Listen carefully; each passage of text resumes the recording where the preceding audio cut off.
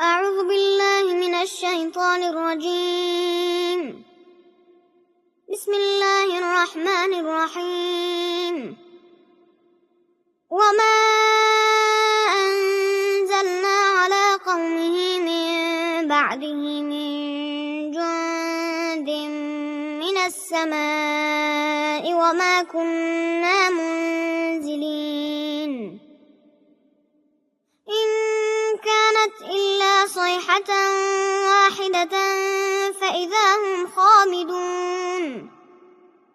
يا حسرة على العباد ما يأتيهم من رسول إلا كانوا به يستهزئون ألم يروا كم أهلكنا قبلهم من القرون أنهم إليهم لا يرجعون وإن كل لما جميع لدينا محضرون وآية لهم الأرض الميتة أحييناها وأخرجنا منها حبا فمنه يأكلون وجعلنا فيها جنات من نخيل وأعناب وفجرنا فيها من العيون ليأكلوا من ثمره وما عملته أيديهم أفلا يشكرون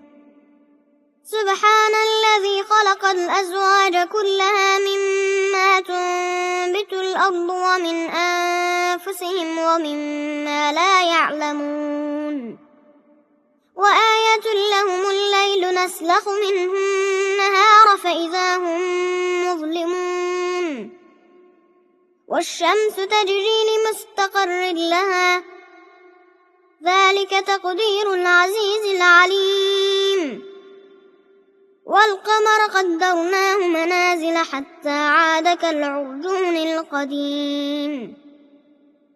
لا الشمس ينبغي لها أن تدرك القمر ولا الليل سابق النهار وكل في فلك يسبحون وآية لهم أنا حملنا ذريتهم في الفلك المشحون وخلقنا لهم من مثله ما يركبون وإن نشأ نغرقهم فلا صريخ لهم ولا هم ينقذون إلا رحمة منا ومتاعا إلى حين وإذا قيل لهم اتقوا ما بين أيديكم وما خلفكم لعلكم ترحمون وما تأتيهم من آية من آيات ربهم إلا كانوا عنها معرضين وإذا قيل لهم أنفقوا مما رزقكم الله قال الذين كفروا للذين آمنوا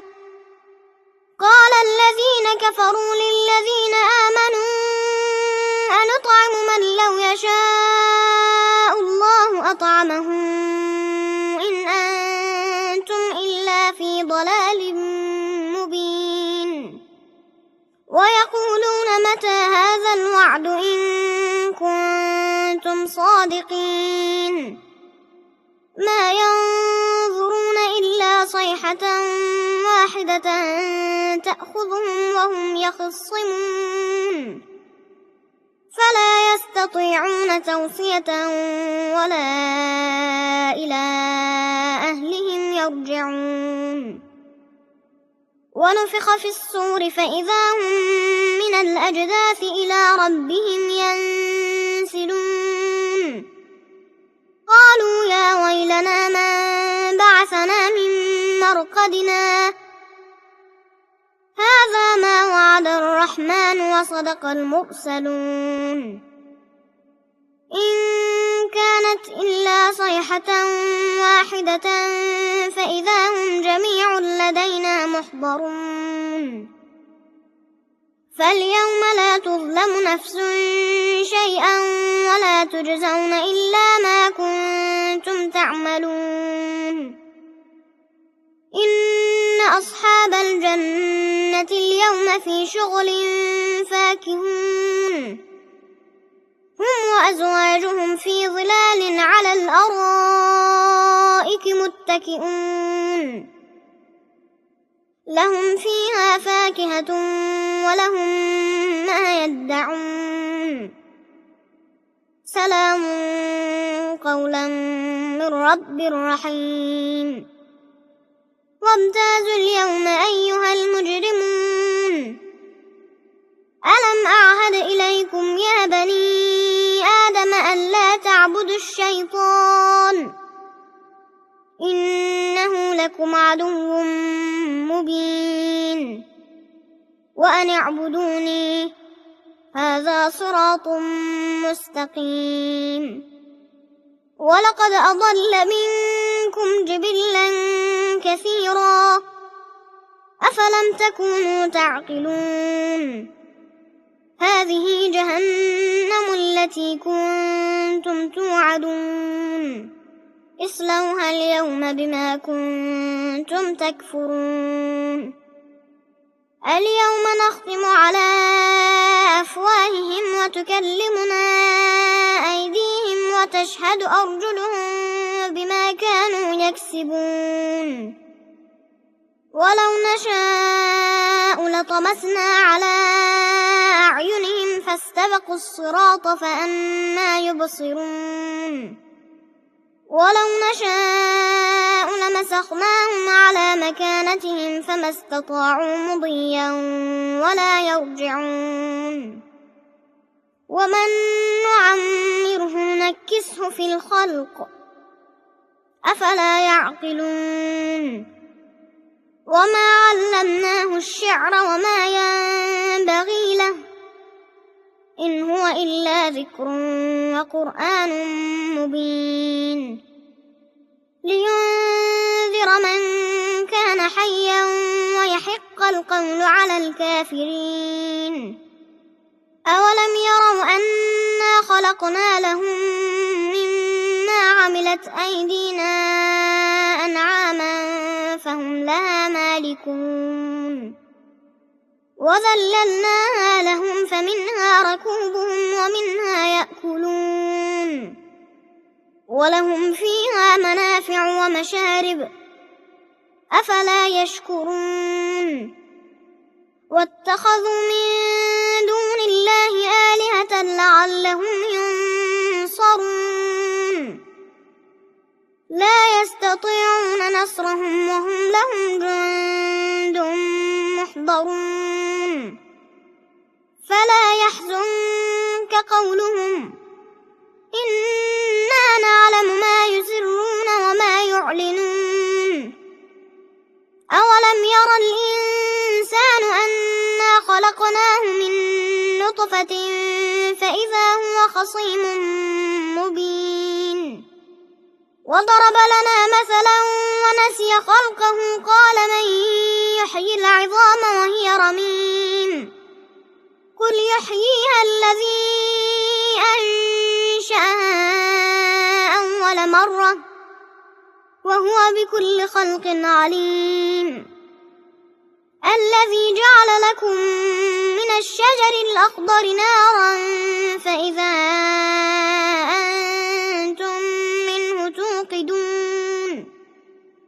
أوليس الذي خلق السماوات والأرض بقادر على أن يخلق مثلهم بلى وهو الخلاق العليم إنما أمره إذا أراد شيئا أن يقول له كن فيكون فسبحان الذي بيده ملكوت كل شيء وإليه ترجعون بسم الله الرحمن الرحيم والصافات صفا فالزاجرات زجرا فالتاليات ذكرا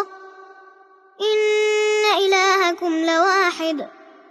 رب السماوات والأرض وما بينهما ورب المشارق إنا زينا السماء الدنيا بزينة الكواكب وحفظا من كل شيطان مارد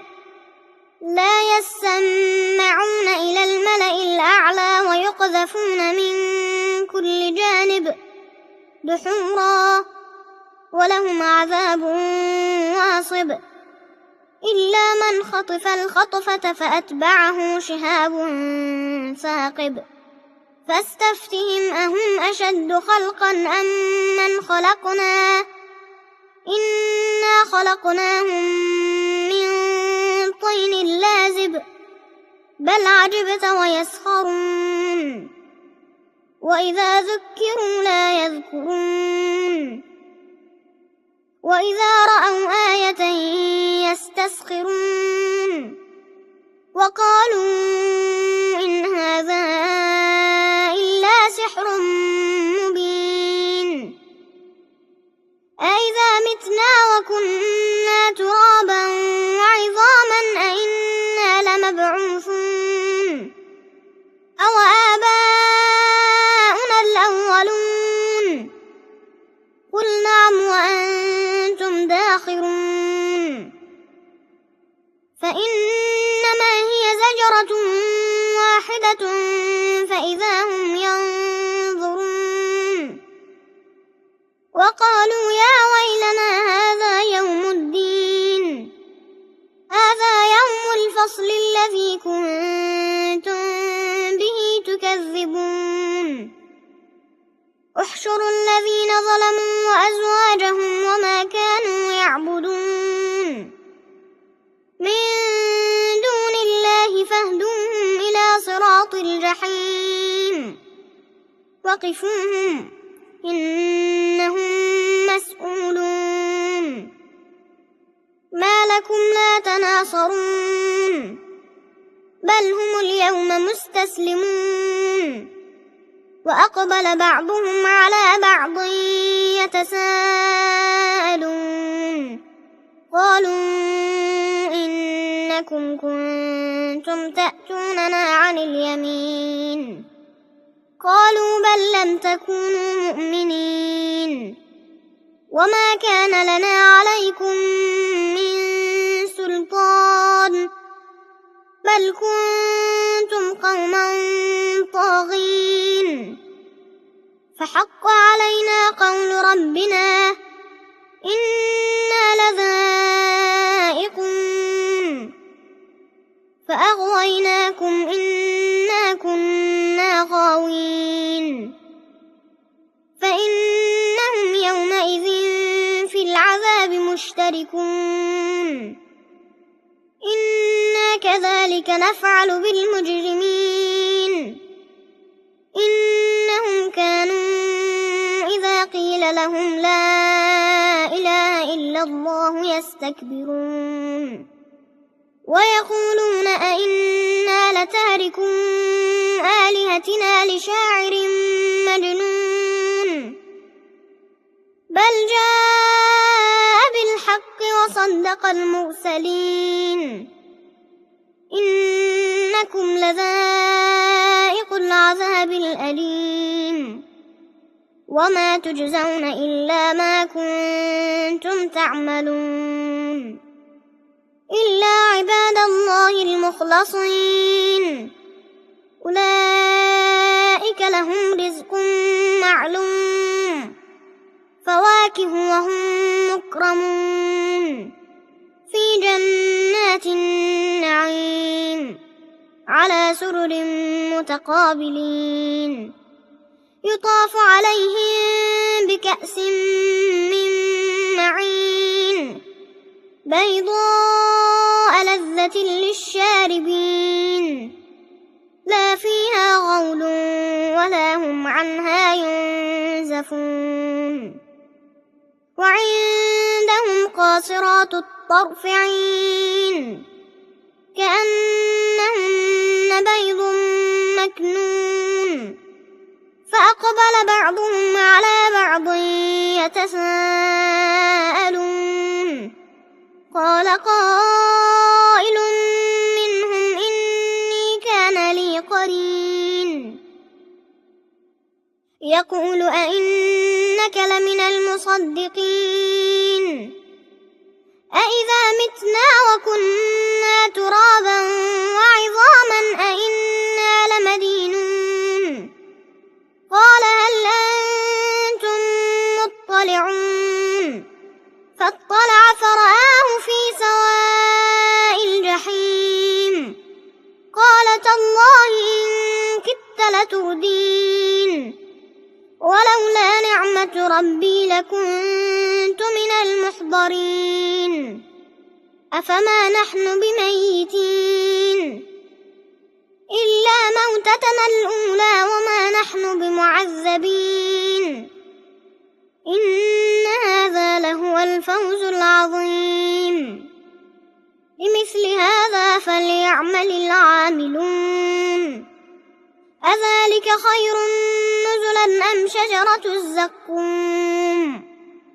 إنا جعلناها فتنة للظالمين إنها شجرة تخرج في أصل الجحيم طلعها كأنه رؤوس الشياطين فإنهم لآكلون منها فمالئون منها البطون ثم إن لهم عليها لشوبا من حميم ثم إن مرجعهم لإلى الجحيم إنهم ألفوا آباءهم ضالين فهم على آثارهم يهرعون ولقد ضل قبلهم أكثر الأولين ولقد أرسلنا فيهم منذرين فانظر كيف كان عاقبة المنذرين إلا عباد الله المخلصين ولقد نادانا نوح فلنعم المجيبون ونجيناه وأهله من الكرب العظيم وجعلنا ذريته هم الباقين وتركنا عليه في الآخرين سلام على نوح في العالمين إنا كذلك نجزي المحسنين إنه من عبادنا المؤمنين ثم أغرقنا الآخرين وإن من شيعته لإبراهيم إذ جاء ربه بقلب سليم إذ قال لأبيه وقومه ماذا تعبدون أئفكا آلهة دون الله تريدون فما ظنكم برب العالمين فنظر نظرة في النجوم فقال إني سقيم فتولوا عنه مدبرين فراغ إلى آلهتهم فقال ألا تأكلون ما لكم لا تنطقون فراغ عليهم ضربا باليمين فأقبلوا إليه يزفون قال أتعبدون ما تنحتون والله خلقكم وما تعملون قالوا ابنوا له بنيانا فألقوه في الجحيم فأرادوا به كيدا فجعلناهم الأسفلين وقال إني ذاهب إلى ربي سيهدين رب هب لي من الصالحين فبشرناه بغلام حليم فلما بلغ معه السعي قال يا بني إني أرى في المنام أني أذبحك فانظر ماذا ترى قال يا أبت افعل ما تؤمر ستجدني إن شاء الله من الصابرين فلما أسلما وتله للجبين وناديناه أن يا إبراهيم قد صدقت الرؤيا إنا كذلك نجزي المحسنين إن هذا لهو البلاء المبين وفديناه بذبح عظيم وتركنا عليه في الآخرين سلام على إبراهيم كذلك نجزي المحسنين إنه من عبادنا المؤمنين وبشرناه بإسحاق نبيا من الصالحين وباركنا عليه وعلى إسحاق ومن ذريتهما محسن وظالم لنفسه مبين ولقد مننا على موسى وهارون ونجيناهما وقومهما من الكرب العظيم ونصرناهم فكانوا هم الغالبين وآتيناهما الكتاب المستبين وهديناهما الصراط المستقيم وتركنا عليهما في الآخرين سلام على موسى وهارون إنا كذلك نجزي المحسنين إنهما من عبادنا المؤمنين وإن إلياس لمن المرسلين إذ قال لقومه ألا تتقون أتدعون بعلا وتذرون أحسن الخالقين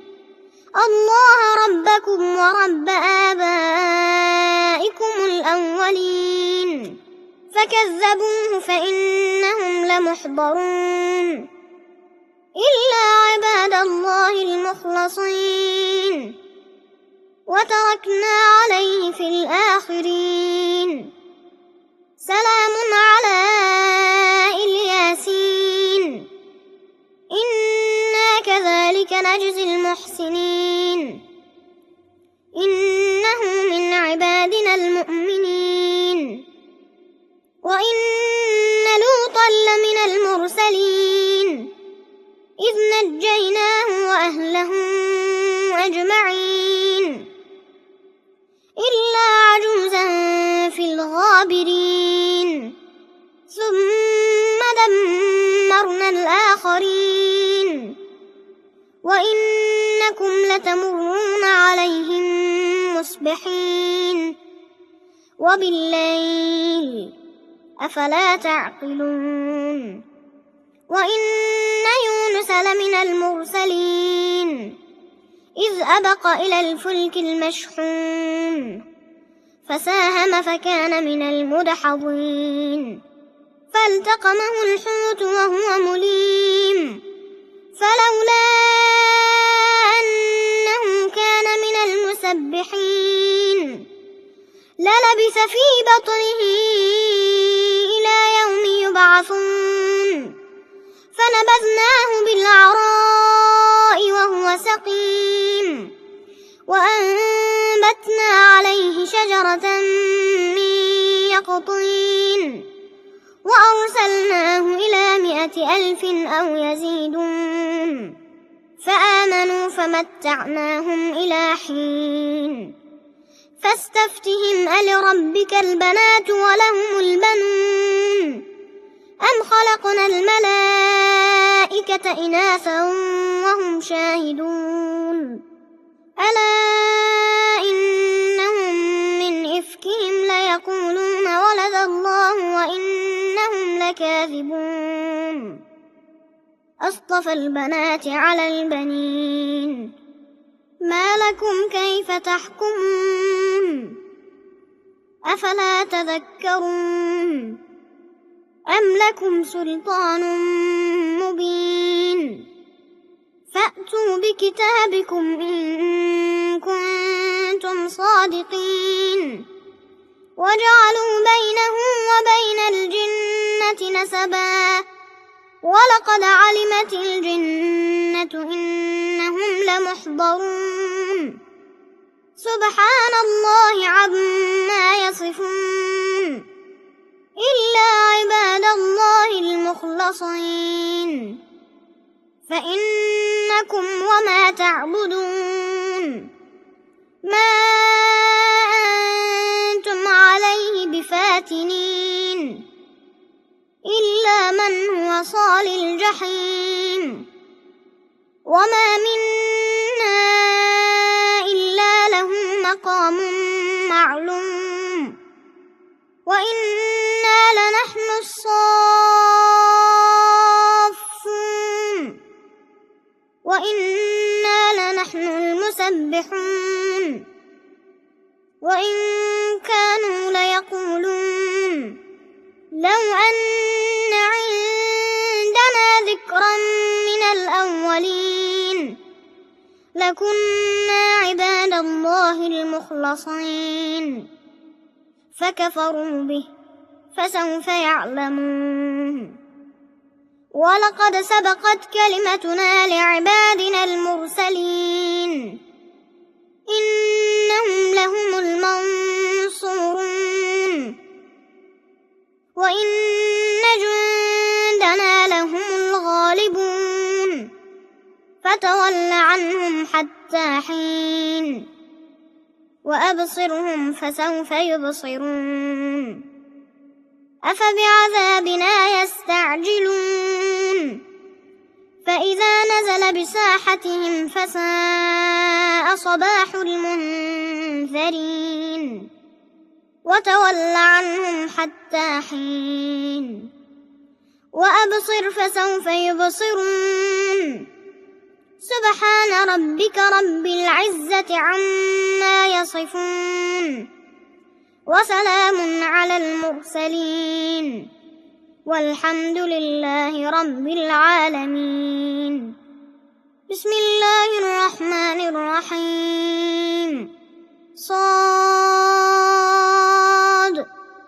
والقرآن ذي الذكر بل الذين كفروا في عزة وشقاق كم أهلكنا من قبلهم من قرن فنادوا ولا تحين مناص وعجبوا أن جاءهم منذر منهم وقال الكافرون هذا ساحر كذاب أجعل الآلهة إلها واحدا إن هذا لشيء عجاب وانطلق الملأ منهم أن امشوا واصبروا على آلهتكم إن هذا لشيء يراد ما سمعنا بهذا في الملة الآخرة إن هذا إلا اختلاق أأنزل عليه الذكر من بيننا بل هم في شك من ذكري بل لما يذوقوا عذاب أم عندهم خزائن رحمة ربك العزيز الوهاب أم لهم ملك السماوات والأرض وما بينهما فليرتقوا في الأسباب جند ما هنالك مهزوم من الأحزاب كذبت قبلهم قوم نوح وعاد وفرعون ذو الأوتاد وثمود وقوم لوط وأصحاب الأيكة أولئك الأحزاب إن كل إلا كذب الرسل فحق عقاب وما ينظر هؤلاء إلا صيحة واحدة ما لها من وقالوا ربنا عجل لنا قطنا قبل يوم الحساب اصبر على ما يقولون واذكر عبدنا داود ذا الأيد إنه أواب إنا سخرنا الجبال معه يسبحن بالعشي والإشراق والطير محشورة كل له أواب وشددنا ملكه وآتيناه الحكمة وفصل الخطاب وهل أتاك نبأ الخصم إذ تسوروا المحراب إذ دخلوا على داود ففزع منهم قالوا لا تخف خصمان بغى بعضنا على بعض فاحكم بيننا بالحق ولا تشطط واهدنا إلى سواء الصراط إن هذا أخي له 99 نعجة ولي نعجة واحدة فقال أكفلنيها وعزني في الخطاب قال لقد ظلمك بسؤال نعجتك إلى نعاجه وإن كثيرا من الخلطاء ليبغي بعضهم على بعض إلا الذين آمنوا وعملوا الصالحات وقليل ما هم وظن داود أنما فتناه فاستغفر ربه وخر راكعا وأناب فغفرنا له ذلك وإن له عندنا لزلفى وحسن مآب يا داود إنا جعلناك خليفة في الأرض فاحكم بين الناس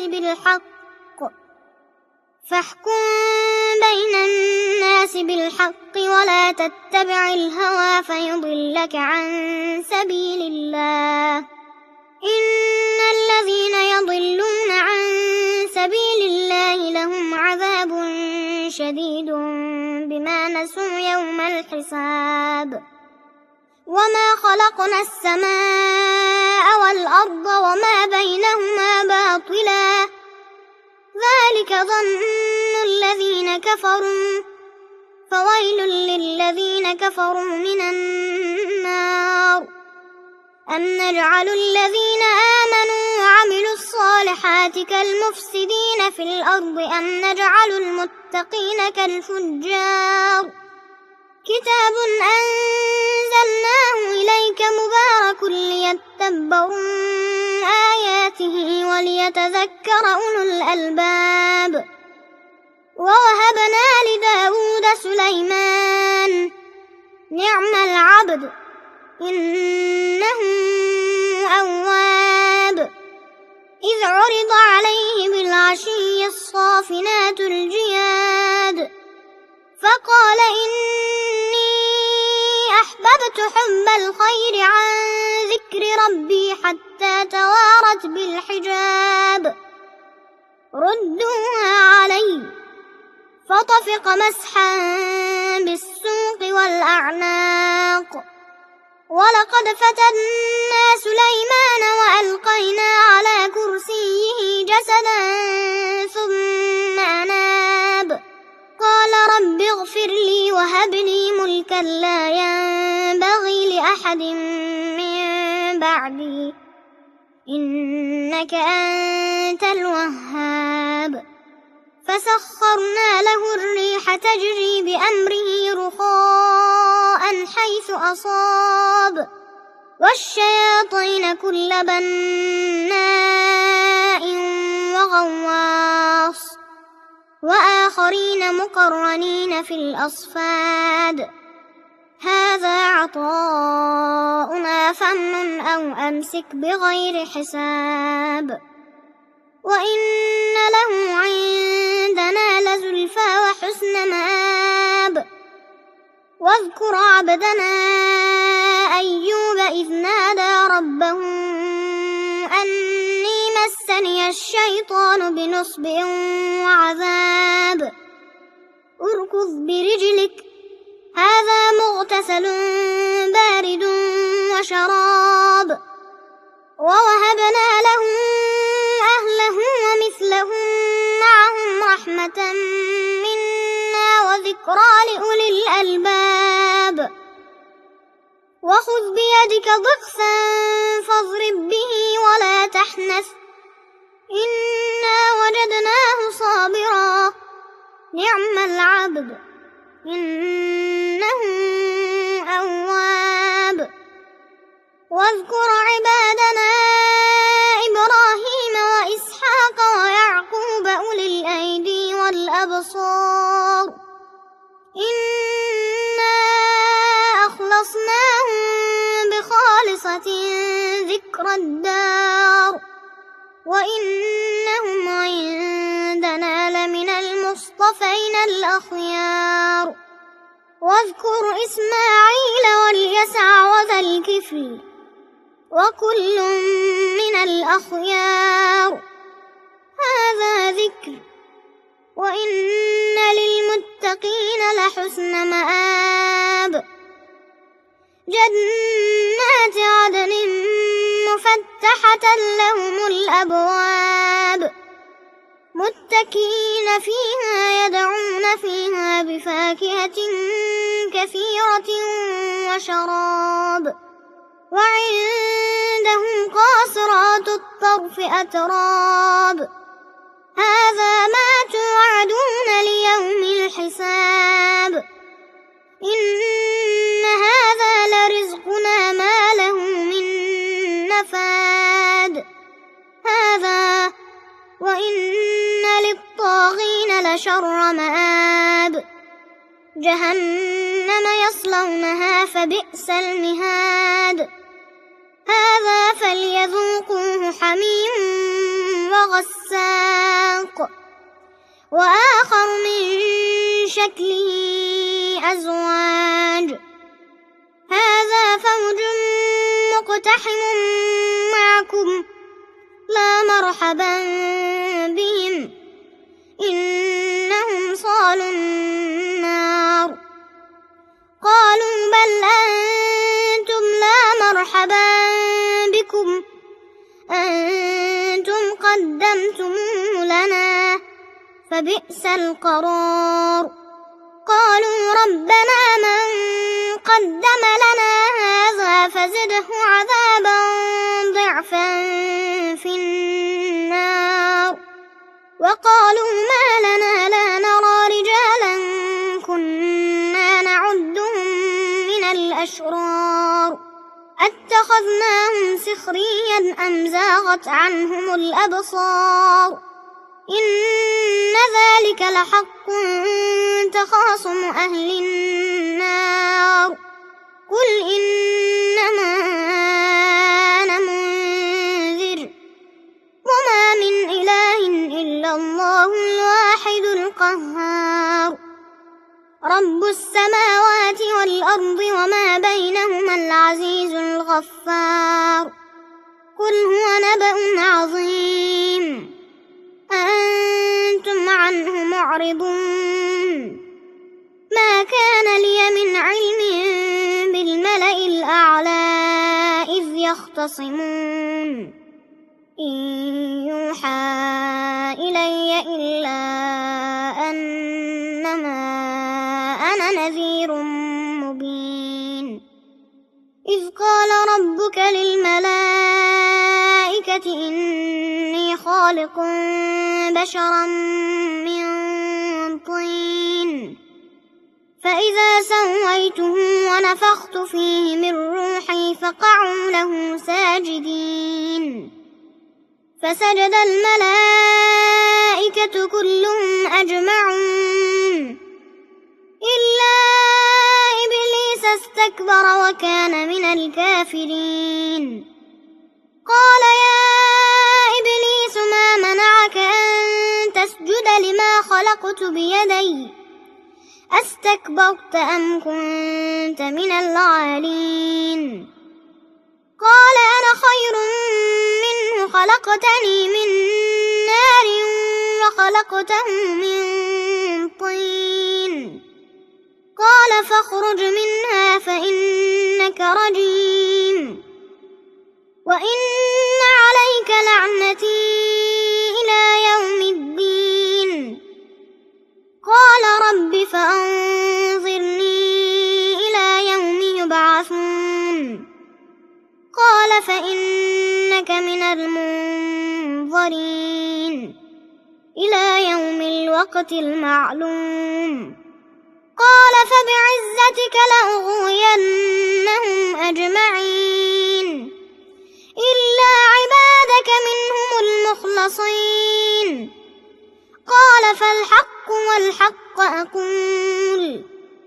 لأملأن جهنم منك وممن تبعك منهم أجمعين قل ما أسألكم عليه من أجر وما أنا من المتكلفين إن هو إلا ذكر للعالمين ولتعلمن نبأه بعد حين بسم الله الرحمن الرحيم تنزيل الكتاب من الله العزيز الحكيم إنا أنزلنا إليك الكتاب بالحق فاعبد الله مخلصا له الدين ألا لله الدين الخالص والذين اتخذوا من دونه أولياء ما نعبدهم إلا ليقربونا إلى الله زلفى إن الله يحكم بينهم فيما هم فيه يختلفون إن الله لا يهدي من هو كاذب كفار لو أراد الله أن يتخذ ولدا لاصطفى مما يخلق ما يشاء سبحانه هو الله الواحد القهار خلق السماوات والأرض بالحق يكور الليل على النهار ويكور النهار على الليل وسخر الشمس والقمر كل يجري لأجل مسمى ألا هو العزيز الغفار خلقكم من نفس واحدة ثم جعل منها زوجها وأنزل لكم من الأنعام 8 أزواج يخلقكم في بطون أمهاتكم خلقا من بعد خلق في ظلمات 3 ذلكم الله ربكم له الملك لا إله إلا هو فأنى تصرفون إن تكفروا فإن الله غني عنكم ولا يرضى لعباده الكفر وإن تشكروا يرضه لكم ولا تزر وازرة وزر أخرى ثم إلى ربكم مرجعكم فينبئكم بما كنتم تعملون إنه عليم بذات الصدور وإذا مس الإنسان ضر دعا ربه منيبا إليه ثم إذا خوله نعمة منه نسي ما كان يدعو إليه من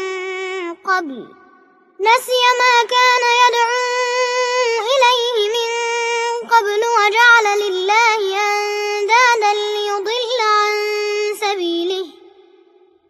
قل تمتع بكفرك قليلا إنك من أصحاب النار أمن هو قانت آناء الليل ساجدا وقائما يحذر رحمة ربه قل هل يستوي الذين يعلمون والذين لا يعلمون إنما يتذكر أولو الألباب قل يا عبادي الذين آمنوا اتقوا ربكم للذين أحسنوا في هذه الدنيا حسنة وأرض الله واسعة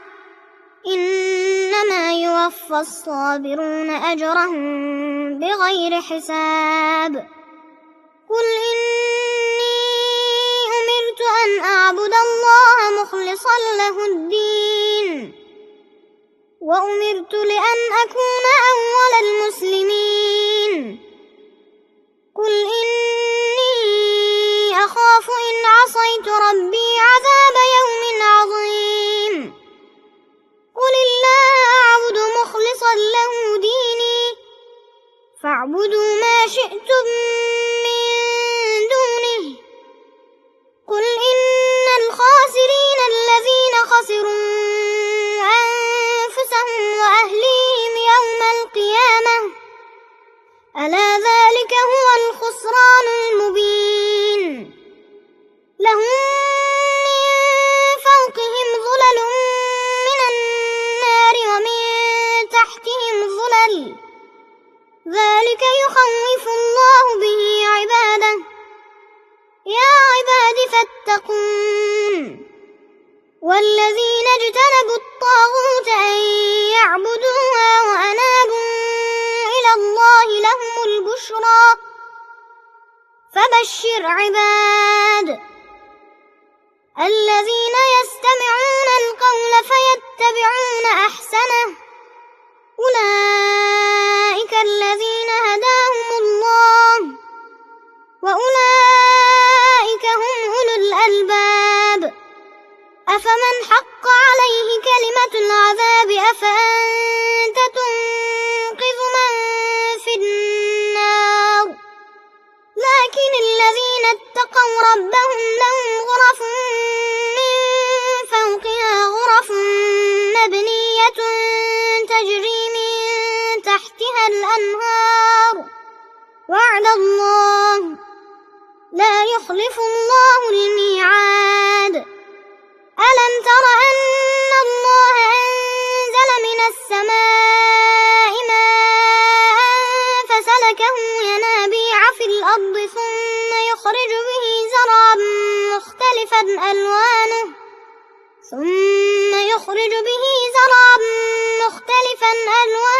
ثم يهيج فتراه مصفرا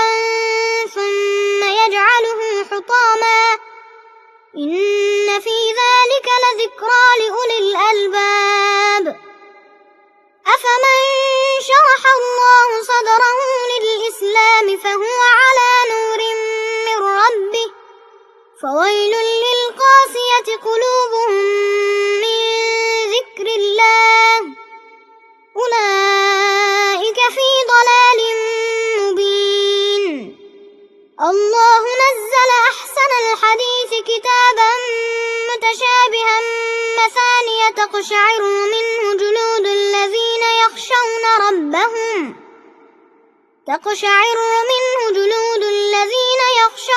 ربهم ثم تلين جلودهم وقلوبهم إلى ذكر الله ذلك هدى الله يهدي به من يشاء ومن